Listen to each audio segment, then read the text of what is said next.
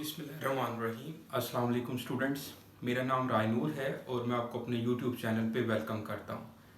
आज के लेक्चर में हम एनटीएस टेस्ट प्रिपरेशन से रिलेटेड एक टेस्ट डिस्कस करेंगे और इस टेस्ट का जो टॉपिक है वो है ratio, rate and proportion man and food. ठीक है जी। अब इसके 4 क्वेश्चन जो है वो हमने डिस्कस करने हैं। क्वेश्चन 15 तक ये टेस्ट हम डिस्कस पहले कर चुके हैं, वो आप देख सकते हैं।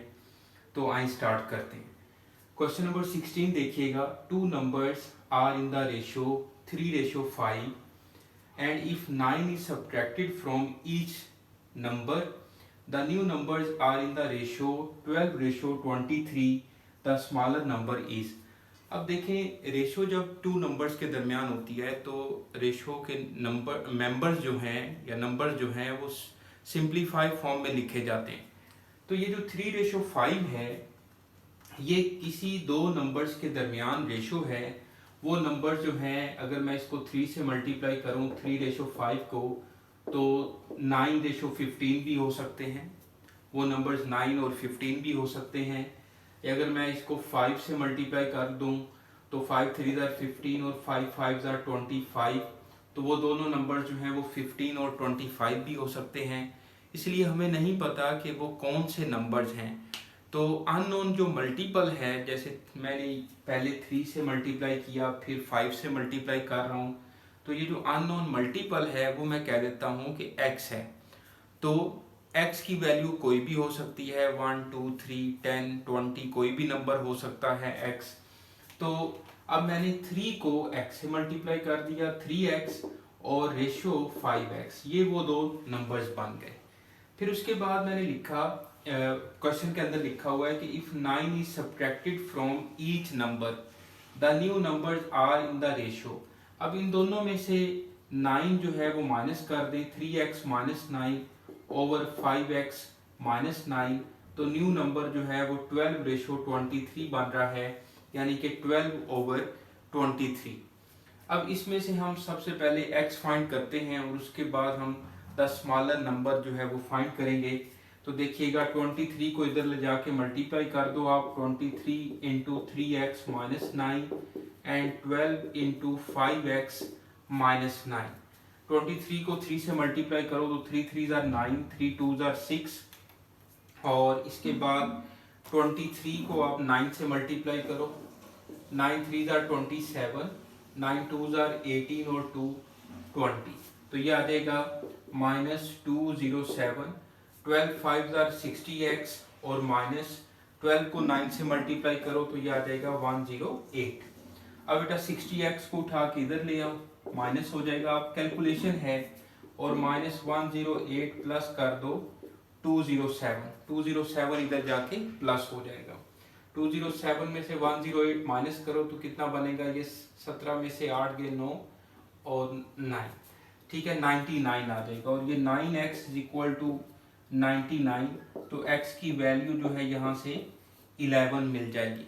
अब हमारे पास जो 2 नंबर्स थे वो थे 3x और 5x, ऐसे ही है ना, 3x और 5x 2 नंबर थे। तो इन दोनों में से जो स्मॉलर नंबर है वो 3x है। स्मॉलर नंबर पूछा है तो 3x में आप x की वैल्यू पुट कर दो 11, तो ये नंबर कौन सा बन गया, 33 नंबर जो है वो बन गया, और इसकी जो करेक्ट ऑप्शन बनेगी बीटा बनेगी। बात फॉलो करें आप। अगर वो लार्जर नंबर पूछता तो हम 5x में x की वैल्यू पुट करते तो 5 11 ज़ार 55 आ जाता। इस क्वेश्चन को आप देखें और फिर हम नेक्स्ट क्वेश्चन पर जो है चलते हैं। क्वेश्चन नंबर देखिएगा आप 17। क्वेश्चन 17 में स्टेटमेंट पढ़िएगा। जैसे 15 cattle can graze a field in 6 days, how long will 30 cattle take to graze 3 such fields. ठीक है जी। पहले जो 15 कैटल हैं वो एक फील्ड जो है वो 6 days में जो है वो चर लेती हैं, ग्रेजिंग कर लेती हैं। How long will 30 cattle take to graze 3 such fields. तो ये बेसिकली डायरेक्ट और इनवर्स प्रोपोर्शन का क्वेश्चन है, समझ रहे बात। तो डायरेक्ट और इनवर्स प्रोपोर्शन में हमने अब फाइंड क्या करना है, हमने टाइम फाइंड करना है। How long will 30 cattle means कि हमने डेज फाइंड करने हैं, तो मैं डेज इधर लिख लेता हूँ, ओके, और उसके बाद कैटल लिख लेते हैं, और उसके बाद हम इस फील्ड लिख लेते हैं। सबसे पहले जो है वो 15 कैटल हैं और उसके बाद 1 फील्ड है और 6 डेज में वो ग्रेज कर लेती हैं। फिर हाउ लॉन्ग जो हमने फाइंड करना है वो मैं कह देता हूँ कि x है। Will 30 cattle to graze 3 such fields, तो 3 यहाँ पे लिख दिया। अब जिधर x होता है वो अननोन है, x हमने फाइंड करना है, अननोन वैल्यू, तो एरो जो है वो हमेशा आपने नीचे से ऊपर लगाना है।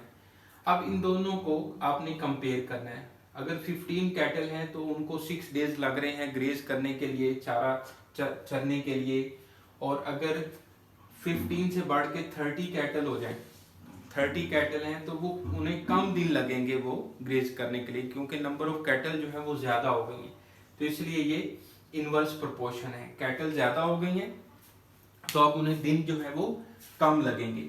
इसके बाद आप देखें तो अब आपने इसको समझना है कि ये नहीं है, सही है, इसको आपने हाथ से छुपा लेना है। और इधर देखें 1 फील्ड है तो 6 डेज लग रहे हैं, और अगर ज्यादा फील्ड्स होंगे तो ज्यादा दिन ही लगेंगे, ऐसे ही है। तो ये फील्ड, नंबर ऑफ फील्ड ज्यादा हो रहे हैं तो दिन भी ज्यादा हो रहे हैं, तो ये डायरेक्ट प्रोपोर्शन है। एरो नीचे से ऊपर लगाएंगे। डायरेक्ट प्रोपोर्शन के लिए एरो हमेशा नीचे से ऊपर लगाना है, और इनवर्स प्रोपोर्शन के लिए एरो ऊपर से नीचे लगाना है। इसको सिंप्लीफाई करते हैं आप, x/16 जहां से एरो स्टार्ट हो रहा है इसको ऊपर लिखना है, x/6, ये आ जाएगा 15/30, और ये आ जाएगा 3/1। इसको सॉल्व करते हैं तो x = 15/30 मल्टीप्लाई बाय 3 और मल्टीप्लाई बाय 6 इधर डिवाइड हो रहा है तो उधर जाके क्या हो जाएगा बेटा, मल्टीप्लाई हो जाएगा।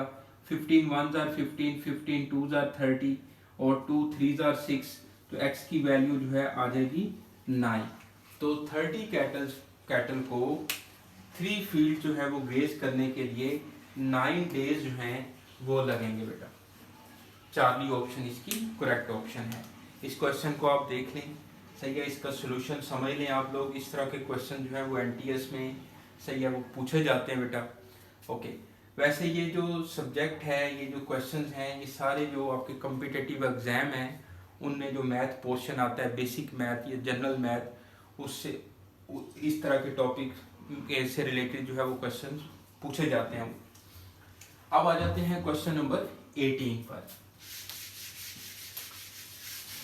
क्वेश्चन 18 की स्टेटमेंट देखिएगा, sufficient food is provided to 800 man to last for 36 days.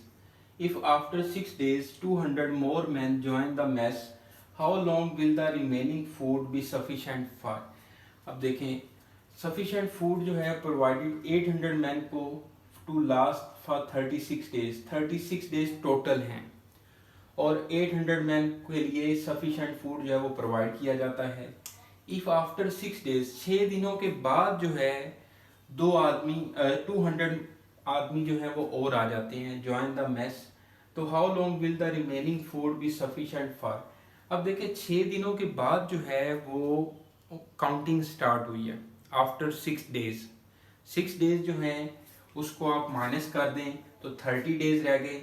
अब हमने फाइंड क्या करना है, how long will the remaining food, तो हमने डेज फाइंड करने हैं। तो यहाँ पे मैं लिख देता हूँ डेज, और यहाँ पे हम लिख लेते हैं मैन, ओके। पहले 800 मैन है, तो आफ्टर जो 6 days है ना, ये अपने आप 36 में से माइनस करने, तो ये आ जाएगा 30 days। फिर how long will the remaining food be sufficient, तो फिर x डेज हमने फाइंड करने हैं, हाउ लॉन्ग कितने दिनों तक चलेगा। 200 मैन और आ जाएं तो अब टोटल आदमी जो है वो 1000 बन जाएंगे। ठीक है बेटा, समझ आ रही है आप लोगों को। अब जिधर x होता है वो हमेशा डायरेक्ट प्रोपोर्शन होता है।